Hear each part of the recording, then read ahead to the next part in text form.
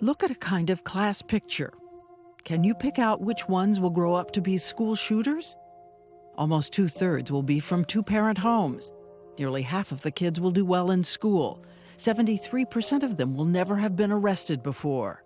And yet every child you see here will become a school shooter. In total, murdering 67 people. The child in this picture is Dylan Klebold. In her book, his mother writes, he wasn't the pinwheel-eyed portrait of evil we know from cartoons.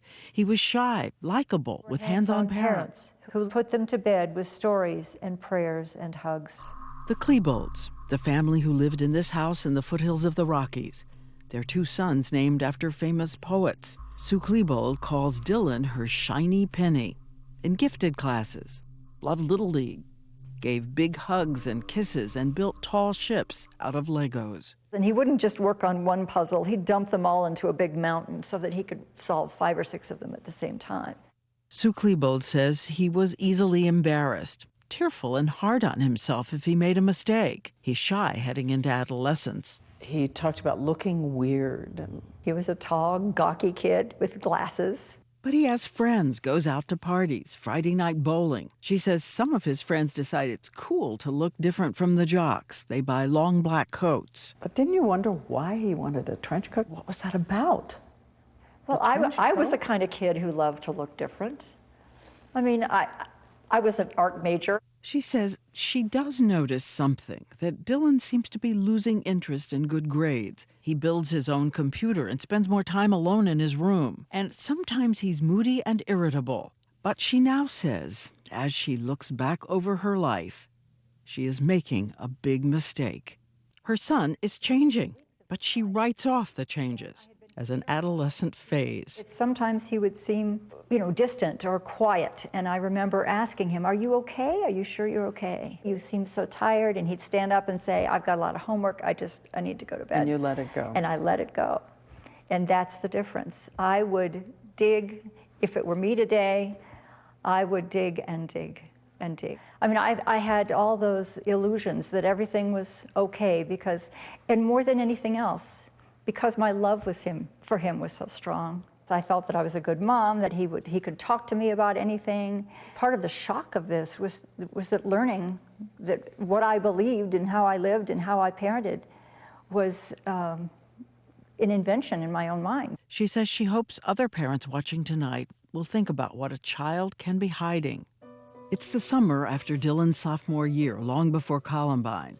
She has a journal, and in it she's writing, "Things have been really happy this summer. Dylan is yucking it up, having a great time with friends."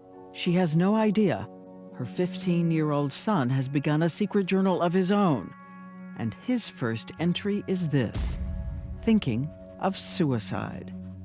"I hate my life. I want to die. I have a nice family, good house, couple of good friends, no girls. Nobody accepting me, even though I want to be accepted." He plays the Nine Inch Nails song Hurt and makes a list of all the people he loves who will never love him back. Dylan? You can see him in this video, his junior year at Columbine. He seems self-conscious, a little wistful, but talks about the future, the classes he'll take to help get into college. So you get better chances after high school as far as college goes? Maybe a scholarship? Okay, let me ask you this. Are you an independent learner or group learner? Probably independent. But at this point, we want to be very clear. 80 to 90% of depression can be treated. And even suicidal depression is not an explanation or a pathway to violence. But Dr. Gregory Fritz, president of the American Academy of Child and Adolescent Psychiatry, wants to warn parents tonight that suicidal depression is real and can strike any teen, anywhere. Somewhere between 15 and 20% of high school kids say that they have thought about suicide in the past year. Let me repeat, 15 to 20% of adolescents seriously consider suicide, and that's at least one child in every American classroom. Every 95 minutes, a young person will take their life. Fritz says a lot of loving parents can miss something serious, sure that changes are just a phase. I've felt that as a parent myself, just, oh, please don't let it be so. I don't want to see it. Won't this go away? It's just a phase. The good news is, oftentimes it is. It can lead us to have blind spots. On the internet, thousands of kids make secret confessions. A teenage girl who seems to smile. Just like this eternal sadness. A high school star who says teenagers are better than adults at hiding depression. They're so afraid of the stigma. If you were to look at my life on the surface, you'd see a kid who was the captain of his basketball team, consistently on the honor roll and consistently at every party. You would say I wasn't suicidal, but you'd be wrong. Later in this broadcast, we'll tell you more about spotting teenage depression. Dr. Fritz taking questions online. But more than 17 years ago, Sue Klebold says she knew so little about teen depression, thinking the big problem in her house was her older son grappling with drugs. Were you distracted?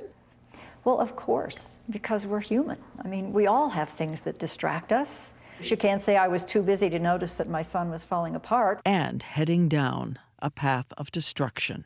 Could you have prevented what happened to Columbine? If I had recognized that Dylan was experiencing some real mental distress, he would not have been there. He would have gotten help. I don't ever for a moment mean to imply that I'm not conscious of the fact that he was a killer, because I am. A year and a half before the Columbine massacre, her son is a junior, a series of troubling events. He hacks into the school computer system with some friends. They're all suspended for 3 days.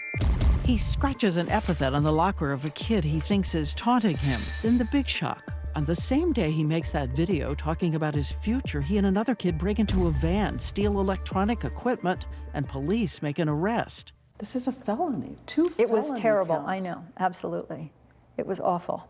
And at the time, I thought that was the worst thing I could ever possibly experience. Dylan's cold reaction after the arrest scared and shocked her. He acted as if he had done nothing wrong. She says she gave him one of her lectures, trying to reason with him. I even talked about the 10 Commandments. I said it's wrong to steal under in no circumstances is this right. And then we responded as most parents would. We took away privileges. She says a lot of days he was affectionate, planning for the future, applying to colleges. She didn't know he was writing in his journal how he wanted to get a gun to use on a poor SOB, himself. One night, she's frustrated. He's not doing chores. He's withdrawn. She thinks he needs more discipline. She pushes him against the refrigerator. And I said, you know, you've got to stop thinking of yourself. You've got to stop being so selfish. But, excuse me, but I gave him the old mom lecture. And then I said, and by the way, today's Mother's Day and you forgot it.